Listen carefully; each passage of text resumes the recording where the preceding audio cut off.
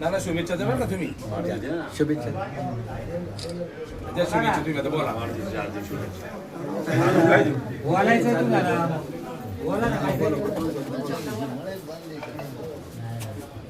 आज आपल्या गावातील एक सहकारातील कार्यकर्ता आणि आमच्या पेक्षा आता 2-3 वर्षांनी फक्त लहान येतो माझ्यापेक्षा, परंतु आमच्या पूर्वीपासून आमच्या आईवडिलांपासून कुटुंबातला एक घटक पक्ष जो आहे तो म्हणजे जगताप कुटुंबीय, अशा व्यक्तीचा आज इथं वाढदिवस साजरा होत आहे.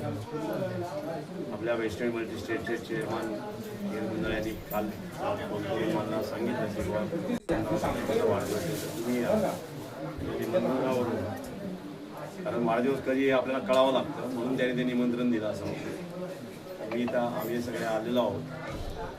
संदर्भाचं कार्य खूप मोठं आहे.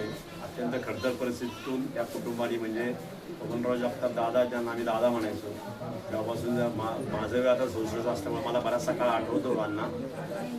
तर त्याच्यातून पुढे येऊन एवढी मोठी संस्था उभी करणं आणि एवढं सगळं जे त्याचं जे साम्राज्य जे उभं करणं ते अत्यंत कठीण गोष्ट आहे. कारण आयुष्यामध्ये मला जर मोठं व्हायचं असेल तर संघर्ष हा नेहमीच करावा लागतो आणि प्रत्येक वेळी आपण यशस्वी हो असं काही नसतं.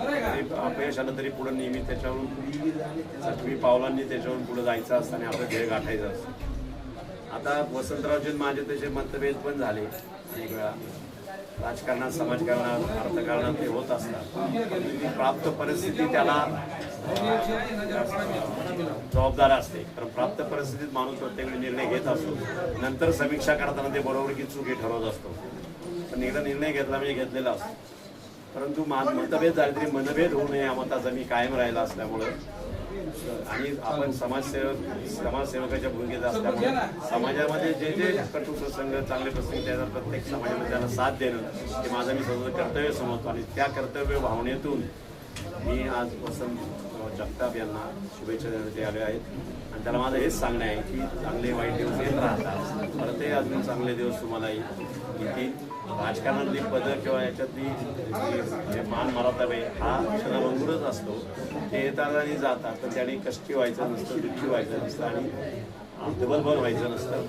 आता जे आपण उपक्रम हातात घेतलेला आहे नवीन, तो सुद्धा माझ्या कानावर आला आहे, त्याला सुद्धा आमच्या शुभेच्छाच राहतील. सहकारामध्ये काम करताना एकमेकाला जर आपण सहकार्य केलं, अवघे धरून सुपलते, तर आपोआपच लोकांची दुःख हलकी होतील.